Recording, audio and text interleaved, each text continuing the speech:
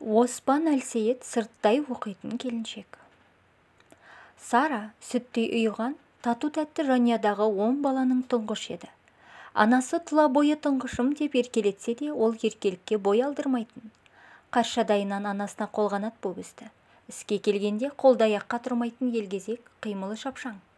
Кейде кішкентай бауырлары сөзіне құлақ аспаса, анасы бәріңді бесікке тербетіп арқалап өсірген Сара емес пе?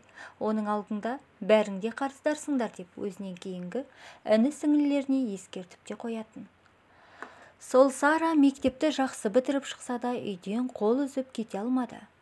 Өзі болмаса, осы үйдің бар ауыртпалығы анасына түсетін табиғатынан жақынға жанашырлық танытып тұрған сезімтал қыз бірден түсінген. Анасының бізге қарайламай оқуға кете бер деген сөзіне, оқу қайда қашар дейсіз, 1-2 жыл жұмыс істеп, сонан соң барармын деп қысқа жауап қайтарған. Бірақ кеудесінде оқысам деген арман жоқ емес еді. Мектеп қабырғасында жүргенде ақ, газет журнал беттерінде мақалалары, өлең жырлары ара-кідік жарияланып, ауыл-аймаққа ақын қыз атанып үлгерген. Сол кезде журналист болсам деп армандайтын. Кітап оқығанды жақсы көреді. Кеңшардағы кітапханашы болып орналасты. Кітапханашы болып орналасты. Мектеп бітіріп еңбекке араласқаннан кейін сол арман мазалай берген. Ол арманға қол жеткізу Сара үшін мүлде мүмкін емес нәрсе сияқты көрінетін. Жұмыстан келіп үй шаруасын бітірген соң кітап оқуға кіріседі. Кейде көңілдегі сырларын жыр жолдарына айналдырады. Өлең жазуға да төселіп қалған. Сөйтіп жүргенде 20-ның о жақ бұ жағына да шықты. Төңірегіне қараса, құрбыларының біразы оқуға түскен, тұрмысқа шыққаны бір бөлек, еңбек етіп жүргендері өз алдына. Мектеп бітірген кезде жүректегі арман асқар таудай. Алда алынбас, асу бағынбас шың жоқтай көрінуші еді. Үйдегі түздегі тіршілік аяқ қолын матап, судың иірімінде икемдеп тереңіне тарта бастағандай. Оқысам деген ойдан қазір сәл жүрексінетін секілді. 2-3 жыл өтті, біраз нәрсені ұмытып та қалдым ғой деп ойлайды. Не болмаса тұрмысқа шығуы керек шығар. Әйтеуір бір шешімге келу керек, ерте ме кеш пе.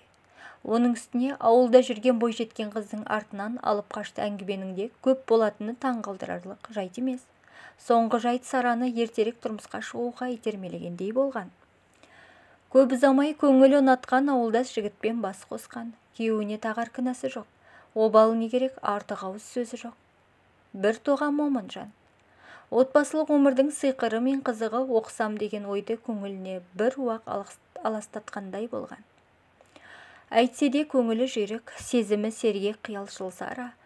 Бас аяғы 5-6 жылдың ішінде 3 баланың анасы болып үлгерсе де, оқысам деп армандаудан танбады.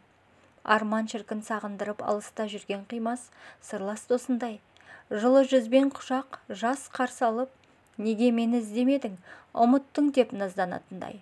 Арманшыл Сара әйтеуір бір баға жеткісіз қымбатын жоғалтқандай күйде жүрді де қойды. Балаларының қолдары ауыздарына жетіп, естерін біліп қалды. Сараны кеудесінде оқысам деген ой қайтадан ояна бастаған. Тек ең қиыны бұл ойын күйеуіне қалай жеткізеді. Ретін тауып күйеуіне айтып та көріп еді, ол алғашында тулап түсті. Қай еркек әйелінің айтқан сөзіне бірден келісім бере қойсын, бірақ күйеуінің алдында қадірі бар әйелдің тілегі орындалмай қоймайды емес пе? Ертелі кеш құлағына құя берген соң күйеуі келісім беріп құтылған. Үй баяу, бала шағалы болып алып, мұның оқимын дегені несі деп беттерін шымшылаған абысындарының қаңқу сөздері де оны алған беттен қайтара алмады. Талай түн, талай күн жүрегін тербеп әлдилеген арман қанат бітіргендей, алып ұшып Алматыға сыққан. Қанша қараса да көз тойғысыз қарлы шыңдар, асқа қалатаудың баурайына орналасқан жасыл қала, бәрі Сараны кел деп құшақ жая қарсы алғандай. Ол арман қаладан арманын табатынына көз жеткізген. Тиісті қағаздарын журналистика факультетінің сырттай оқыту бөліміне тапсырмақ болып еді, мерзімді баспасөз бетінде жарық көрген туындылары керек екен. Сара ондай нәрселерді қатты жинауды құнттамапты. Уақыт болса, тығыз таяң, әбден састы. Емтихан тапсырмақ түгілі құжаттарын өткізе алмаса, ел жұртқа күлкі болады ғой. Енді қайтсем екен деп жүргенде, әлдекімдер тіл әдебиет факультетіне түсуге кеңес берді. Мейлі әйтеуір бәрібір әдебиеттің төңірегі ғой деп құжаттарын көп ойланбастан соған тапсырған. Әр орынға 3-4 үміткерден келеді екен. Конкурс күшті болатын сыңайы бар деген әңгімені де құлағы шалып қалды. Мұны естіген біреулер, дайындық қайда, қашар дейсің, әуелі қаланы жақсылап аралап түгел қызықтап алайық, түсіп түспеуімізді екі талай ғой деп соқты. Сары бұл сөзге құлақ аспастан іле-шала дайындыққа кірісті. Орталық кітапханаға ерте келіп, кеш қайтып жүрді. Қайтсем де оқуға түсемін деген арман кеудесінде намыс отын лаулатып, жігеріне жігер қосып, ширықтыра түскендей. Абырой болғанда бағы жанып тіл әдебиет факультетінің сырттай оқыту бөлімінің студенті атанды. Қабылдау комиссиясының төрағасы фамилиясын атағанда төбесі көкке жеткендей болды. Талпынғанда арман алдамайды екен ғой деп қуанған Сараның көзінен ыстық жас тамшылады. Тиісті тапсырмаларын, қажетті кітаптарын алып, ауылға қуанышы қойнына сыймай оралды. Сара жыл бойы қолы қалт еткенде кітапқа үңіліп, бақылау жұмыстарын түгел орындады. Түсінбеген нәрселерін мектепте өзіне дәріс берген ұстаздарына барып сұрап білді. Содан бірінші курстың емтихандарын ойдағыдай тапсырып, келесі курсқа көшкен. Келесі жылы да жақсы дайындалған болатын, бірақ өкінішке орай, екінші курста соңғы емтиханнан құлап қалды. Емтихан болғанда анау-мынау емес, қазақ тілінен. Берілген сұрақтарға жауап беріп, сөйлем талдады. Оқытушы қанағаттанбаған сыңай білдіріп, қазақ тілі мемлекеттік тіл болғалы жатыр. Өзгелерді қойып, қазақ тілін өзіміз білмесек не болғаны? Оның үстіне сендер ертеңгі тіл маманысыңдар. Емтиханға жүрдім бардым дайындалғансыңдар. Бұларың ұят нәрсе деп қабақ шытқан. Әр сөзінде батпан зіл жатты.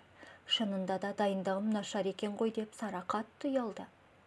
Қазақ тілі пәнінен емтихан алушы Бейсенбаев деген оқытушы. Жасы 50-лер шамасында, ұзын бойлы, ат жақты арықша келген кісі екен. Бетінде шешек дақтары бар. Маңдайын қатпар қалың әжім басқан, ажары күңгірт.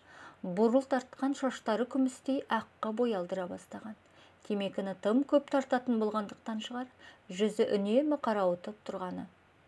Кейбіреулер оны қызыл көз деп те атайтын көрінеді. Расында да қашан болмасын Бейсенбаевтың шүңірек көздерінің қанталап қызарып жүргенін көресің. Сара емтихан тапсыра алмаған күні де көзі қанталап тұрған. Студенттер қауымы оқытушыларға мін таққыш келеді ғой. Сондай біреулердің шығарып жүргені де, әйтпесе адамның түрінде тұрған не бар? Білімді, ойлы азамат сияқты. Ғылым кандидаты деген атағы да бар. Онан да өзіміздің емтиханға дұрыстап дайындығымыз жөн емес пе деп ойлаған. Тағы да біреулерден Бейсенбаев арақты көп ішеді екен дегенде де естіген. Осы жұрт біреуді әңгіме етпесе жүре алмайды екен ау. Арақты кім ішпейді дейсің, ішсе бір жағдайы бар шығар деп Сара оған да құлақ түре қоймаған. Келесіде 3-4 күн бойы бел жазбастан тыңғылықты дайындалған Сара емтиханды тапсырып кетемін деген үмітте еді. Алайда бәрі басқаша болды. Бейсенбаев оның жауабын тыңдап болмастан ақ, әй-шайға қарамай аудиториядан шығарып жіберді. Бар болғаны, дайын емессің, қызықсыңдар осы адамның уақытын босқа зая кетіріп, деді күйіп-пісіп. Сара бірдеңе деп оқтала беріп еді. Емтиханды тапсыра алмаған соң Сараның салы суға кетсін. Бейсенбаев мінезіне түсінбейді ал, ішінен қап мына қызыл көз бәленің қырсығын-ай деп кіжініп қояды. Былай қарағанда тәуір адам сияқты. Ал емтихан қабылдар кезде көз аспанындай жүз құбылып шыға келеді. Қаншалықты дайындалғанымен Сара келесі жолы да емтиханды тапсыра алмады. Бейсенбаевтың мұнысы несі екен деп Сара өз ойынан өзі шошып кетті дағы. Кісі осылай оқиды ма?